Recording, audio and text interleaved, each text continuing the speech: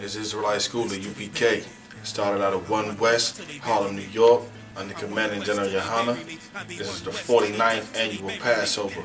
Make sure you come and be there with us at the Grand Roosevelt Ballroom, 2nd Hudson Street, Yonkers, New York, 10702. It's a $200 fee, you understand, per family. If anyone has trouble providing the $200, make sure you get with the captain over your city as soon as possible. Remember, it's both an honor and an obligation for all Israelites to attend the Lord's Passover, which is only with the Israelite School of UPK. That's right. If the $200 cannot be made for your family, it will be provided by Commanding General Yohana. Hotel arrangements have also been provided. If any brother or sister would like to reserve a room, contact the captain over your city immediately. If any brother needs transportation or help with transportation, report to the captain over your city immediately and a charter will be provided round trip. Shalom. ISUPK.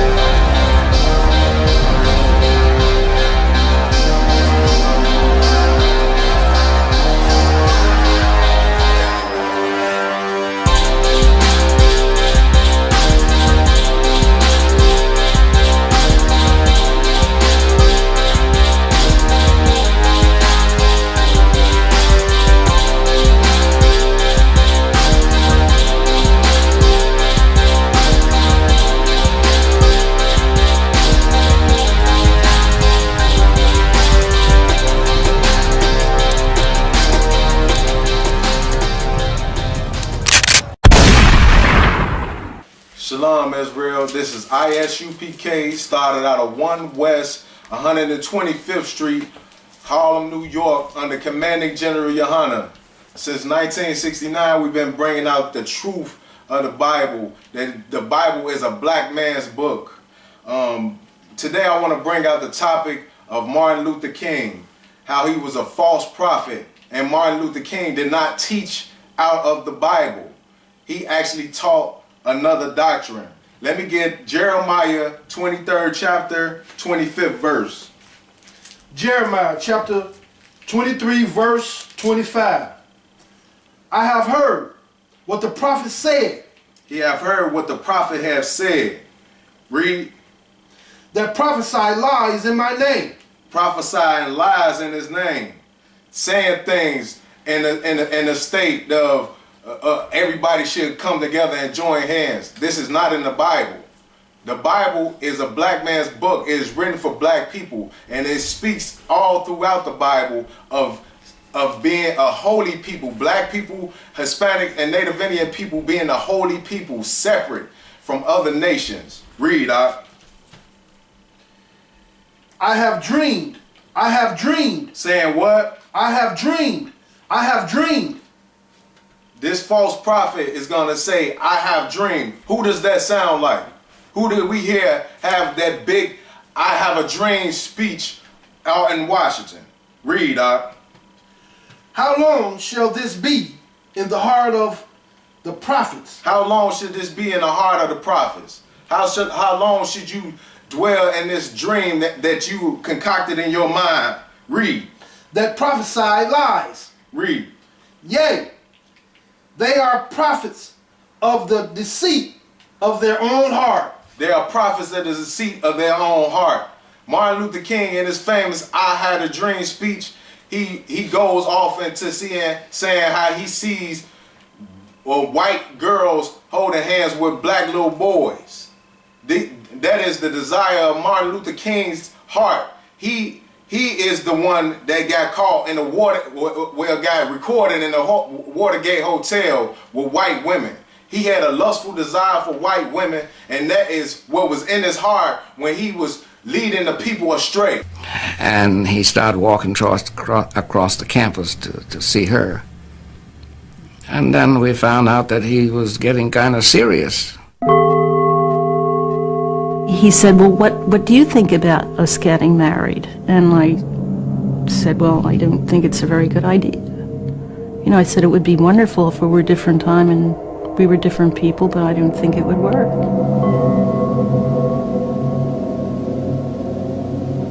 So we asked him to sort of break off because he would be leaving the seminary and he could not go back to Georgia and take her as his wife. I would say he was brokenhearted. I think he was probably more angry that he would have feelings for someone and he couldn't go ahead and do what he wanted to do because of the race situation. King knew that in the segregated South, a mixed marriage could prove fatal. Black men had been lynched for a lot less. Saying that everybody should join together. Read. Jeremiah 23 verse 27, which think to cause my people to forget my name. Now Martin Luther King and his doctrine, because he wasn't teaching the doctrine of the Bible. He was teaching Gandhi's, what Gandhi taught, nonviolent and all of that. In the Bible it says that God is a man of war. And all of this nonviolent talk, that is not of the Bible. He was not teaching of the Bible. He was teaching another doctrine from other gods. And these Indian nations, these Indian that's over there drinking out of the same bowl as a rat. That's the doctrine that Martin Luther King was teaching y'all. And doctrining it up like it had something to do with Christ, when it had nothing to do with Christ. Read out. By their dreams, which they tell every man to their neighbor. Read. As their fathers have forgotten my name for Baal. Baal. As the fathers have forgot the name for Baal. Their fathers our fathers had lost the name of the Most High by following a prosperity god. Baal was a great farmer of prosperity and all of that. That's the reason why a lot of our people go astray, is because of the fact of following prosperity and following that dollar. And that's what Martin Luther King was teaching. Read. The prophet that has a dream, let him tell a dream. And he that has my word, let him speak my word faithfully. That's right. That's just like the prophets in the ISUPK. Since 1969, have been bringing out this truth of the Bible. You know what I'm saying? Speaking the word faithfully. Just like this false prophet was bringing forth his word. Read, Jeremiah 23 verse 32. Behold, I am against them that prophesy false dreams. These false dreams that Martin Luther King said he had, that the Lord is against that. The Lord is against everybody coming together and joining hands. We are not to be tied to these wicked and foul nations. The Lord, and the word, it says, don't find your rest in this place. This is not our resting place. Read, And do tell them, and cause my people to err by their lies. You cause our people to err through these lies. Martin Luther King taught all black people to try to join hands and try to fit into this American society, which is not of the Bible. This is not of the Lord. Read, And by their likeness yet I sent them not, nor commanded them. Therefore they shall not profit this people at all. And Martin Luther King and his civil rights movement, it didn't do anything for black people. It didn't do anything for black people but sent us in the opposite direction. And before the civil rights movement, it was tons of black business in black neighborhoods. Now who has the businesses in your neighborhoods? All the Arabs have business in your neighborhoods. It's a Chinese spot in all of your neighborhoods. All the people that own the land in your neighborhoods are white people and people of other nations. Your dollar don't even circulate in your neighborhoods no more. That's why it says that it doesn't profit the people at all, saith the Lord. Drop that out. Grab me Deuteronomy chapter 13, starting at verse 1.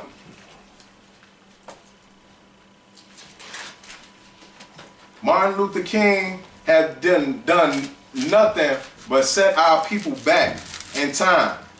Our black people had came out of slavery and have established great things on this American soil, being separate from the white man. Being segregation was great for black people until just like Black Wall Street. Black Wall Street and all the things that they established in that time, Black Wall Street was so hated by the white man that they came through and bombed everything. And that's the type of things those are the type of things that we could establish if we stayed separate from these people and not join to them. All right, give me Deuteronomy chapter 13, verse 1. Deuteronomy chapter 13, verse 1. If there arise among you a prophet or a dreamer of dreams, and giving thee a sign or a wonder. Giving you signs and wonders. That's what Martin Luther King tried to do as far as all the people that he was able to gather together. This was something miraculous in the eyes of black people. Black people had never seen people come together and join together like they had done for this movement. And it could have been something extremely powerful if they had better leadership and not somebody that's trying to fulfill his own lust and join into these wicked nations.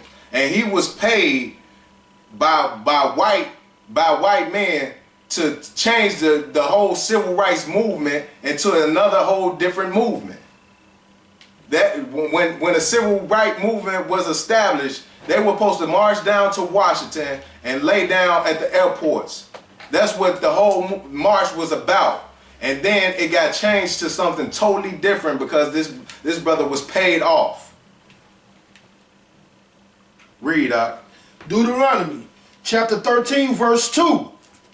And the sign or the wonders came to pass. Read. Whereof he spake unto thee, saying, let us go after our gods.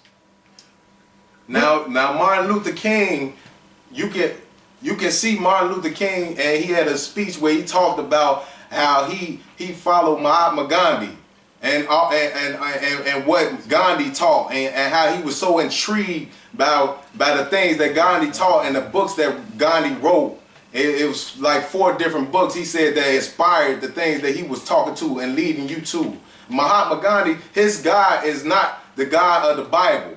So what he's leading you to is leading you to worship and to follow other gods. This has nothing to do with the Bible. Everybody want to link non-violent to Jesus Christ and Jesus saying turn the other cheek, when Jesus was not speaking about other nations when he said turn the other cheek. Jesus was talking about forgiving your brothers if they've committed a crime against you. Not forgiving a white man for all the atrocities that he had placed on our people. Read, Let us go after other gods which thou hast not known, and let us serve them. That's what Martin Luther King do. And that's what Martin Luther King, the legacy that he left behind. Martin Luther King, his nephew was just on TV the other day, and they was talking about what should be going on Martin Luther King Day, and he said that it should be a day that you should serve, that you should go and serve. So if you got a job, you should go and you should work that job. And Donald Trump was standing behind him with a smile on his face because he's like, yeah, that's a good slave. And that is the lineage and the tradition that Martin Luther King and his doctrine passed down through this nation.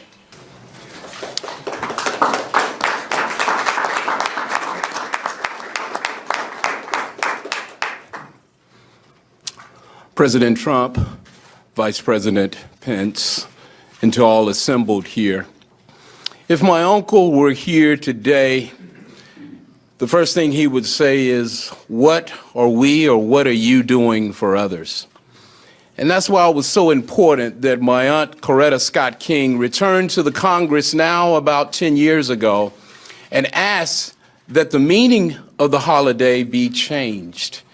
We did not want the King holiday just to be a day of hero worship. As his nephew, I certainly think that he was one of the greatest Americans that we've produced. But it should not be a day of hero worship.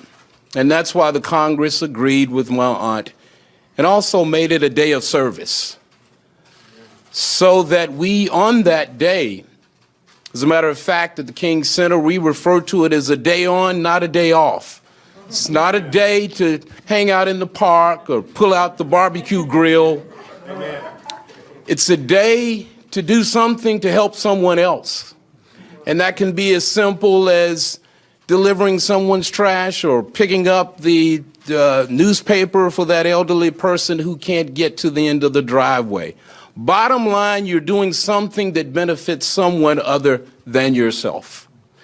That's the proper way to remember my uncle and the proper way to celebrate the King holiday. So, President Trump, thank you for taking the time to acknowledge this day.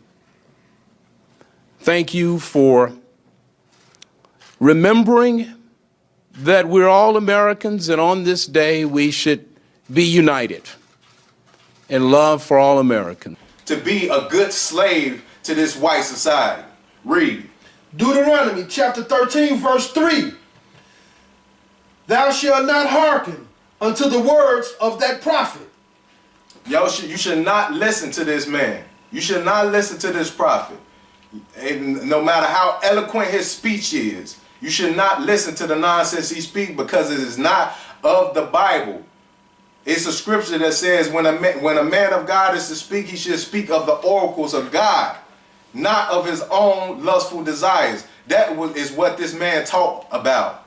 Read, or that dreamer of dreams. That dreamer of dreams, of a white girl holding hands with a black boy.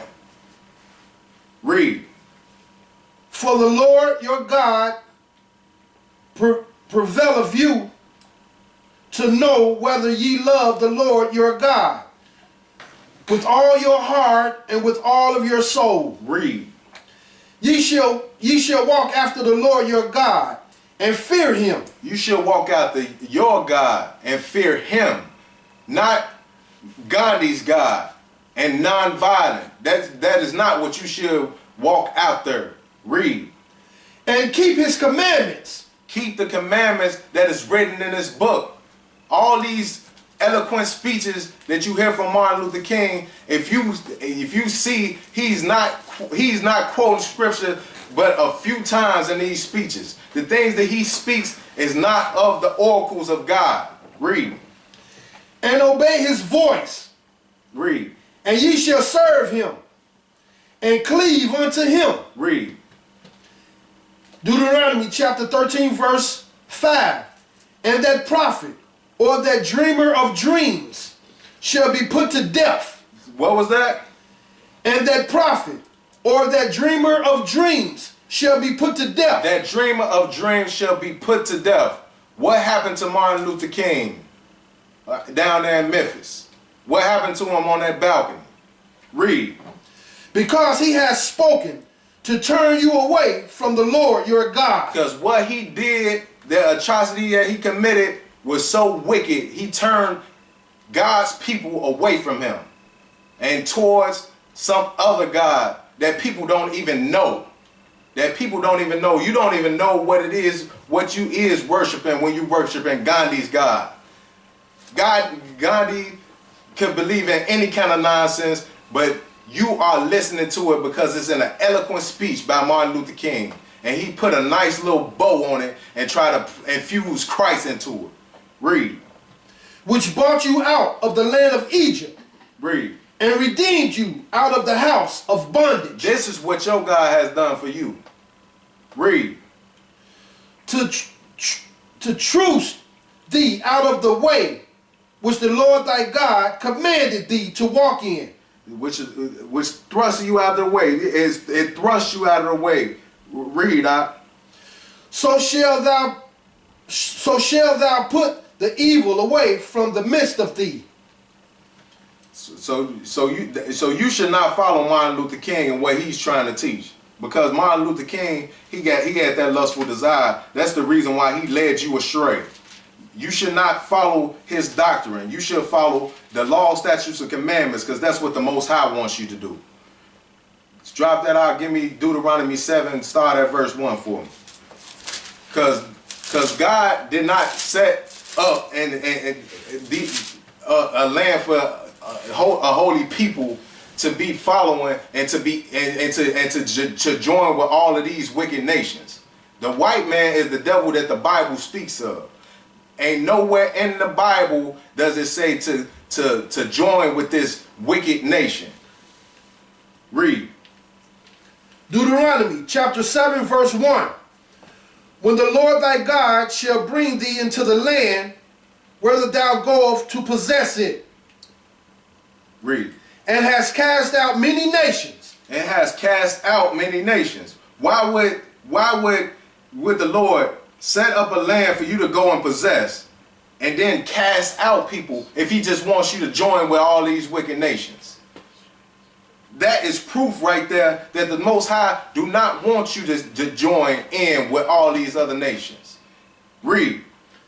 The Hittites and the Girgashites and the Amorites and the Canaanites and the Perizzites and the Hivites and the Jebusites, 7 nations greater and mightier than thou. Greater and mightier, meaning stronger and larger in number. Read. And when the Lord thy God shall deliver thee before thee, and when the Lord thy God shall deliver them before thee, thou shalt smite them. Thou shalt do what? Thou shalt smite them. This is the God of the Bible right there. A man of war. Saying thou shalt smite them. Not hold hands with them. Not walk up and kiss them.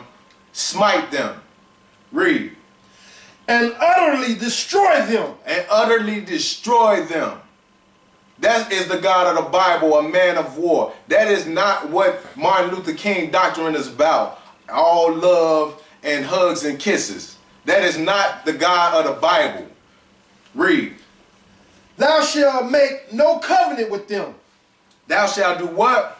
Thou shalt make no covenant with them. You should not join with these people. You should not join in with their customs.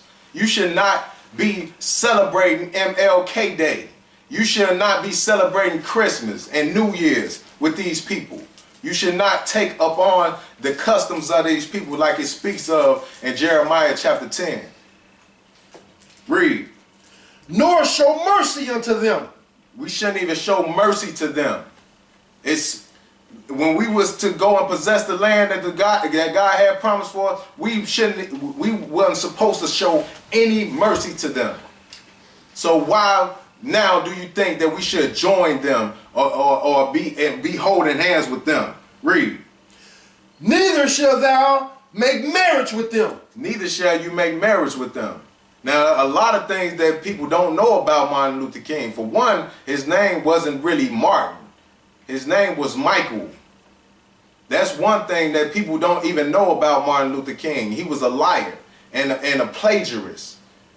Majority of the theses and things, dissertations and things that he had to write in school, those things were plagiarized. He didn't even write them himself. And even everything down, even into the I have a dream speech was not of him. It was written by somebody else. Read. Thy daughter thou shalt not give unto his son, nor his daughter shall thou take unto thy son. That is the God of the Bible teaching us to be separate. Drop down to verse 6 for me, y'all. Deuteronomy chapter 7, verse 6. For thou art an holy people unto the Lord thy God. Thou art a holy people, a separate people. God had never meant for everybody to join hands and walk in love and peace, all of that nonsense. He knows that the white man is the devil, and he knows that he don't want you join with these people. Read. The Lord thy God has chosen thee to be a special people unto him. He has chosen you to be a special people unto him. A special people. Read. Above all people. Above all people. Not on the same playing field, not on the same level. Not holding hands with these people. Above these people. Read. That are upon the face of the earth. All right, drop that out. Go to Luke chapter 22, verse 36. Luke chapter 22, verse 36. Then said he unto them, But now. Now what is that written in right there, bro? In red. That is written in red, which means what? That's Jesus Christ speaking. That's the Lord. That's Jesus Christ speaking. He's speaking right now to his disciples, I believe. Read. He that has a purse, let him take it. And likewise his scribe. And he that has no sword, let him sell his garment and buy one. Now, if Jesus is about non-violent, and this is who Martin Luther King, you know what I'm saying, supposed to be following and supposed to be teaching his doctrine, why is he telling his disciples to sell their garments and go get a sword? Because the God of the Bible is a man of war, not non-violent. Drop that out. Let me get Revelations 18 and 4. Because what Martin Luther King was about in joining this wicked nation, it had nothing to do with the black community, you know what I'm saying, rising to be equal with white people.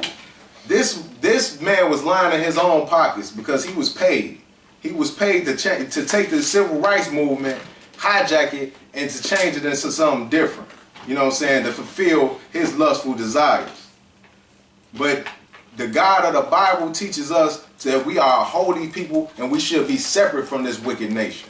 We should not try to join into into this wicked society. We should be doing our best to do the opposite. Yeah, because and Martin Luther King, him and Rosa Parks. Rosa Parks was not even the first woman to refuse to give up her seat on the on the buses. It was a sister that came out not giving up her seat before Rosa Parks, but she was a dark-skinned sister and not appealing to American society. This is Democracy Now!, democracynow.org, The War and Peace Report. I'm Amy Goodman with Juan Gonzalez.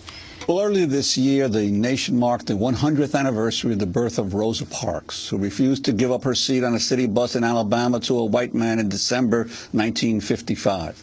Her act of resistance led to a 13-month boycott, the Montgomery bus boycott, led by a young minister named Martin Luther King. In Washington, D.C. last month, President Obama presided over a ceremony unveiling a statue of Rosa Parks in the U.S. Capitol. Rosa Parks' singular act of disobedience launched a movement. The tired feet of those who walked the dusty roads of Montgomery helped a nation see that to which it had once been blind. It is because of these men and women that I stand here today. It is because of them that our children grow up in a land more free and more fair, a land truer to its founding creed. While Rosa Parks became a national civil rights icon, she was not the first woman in Montgomery to refuse to give up her seat on a city bus. On March 2nd, 1955, 9 months before Rosa Parks' arrest, a teenage schoolgirl named Claudette Colvin boarded a city bus after school to head home. As it filled up, a white woman was left standing, and the bus driver ordered the 15-year-old Colvin to get up and move to the back. She refused and was dragged off the bus in handcuffs. 3 weeks later, the New York Times ran an article headlined, "Negro Girl Convicted. She is held guilty of refusing to move to the back of the bus." Read, Revelations chapter 18, verse 4. And I heard another voice from heaven saying, "Come out of her, my people." Come out of her, my people. It's right here, the Lord is telling us to come out of this wicked land that we're in. Come out of her. Not like getting on a plane and leaving it in that way, but leave this place spiritually. Take your heart out of this place. Stop celebrating Christmas. Stop celebrating MLK Day and treating him like he's some type of prophet or some type of God. You know what I'm saying? Got statues of him like he was just such a great man. And what did he do for our people? How has the civil rights progressed our people since that time? Read, That ye be not partakers of her sins. That you be not partakers of her sins, because the Most High knows if you join into this wicked nation, you just gonna continue to take on their acts, and you're gonna continue to take on their likeness. And this wicked nation that we living in, with all the drugs and all the violence and all the nonsense and all the wickedness that goes on in this place, man, this is no place for blacks, Hispanics, and Native Indians. We have no place in this place. We are to follow the law, statutes, and commandments to the Most High for us to be what He wants us to be, in a position of power. Shalom, Israel. That's my time. We are the ISUPK, started out of 1 West Harlem, 125th Street, Harlem, New York, under Commanding General Yohana. Shalom.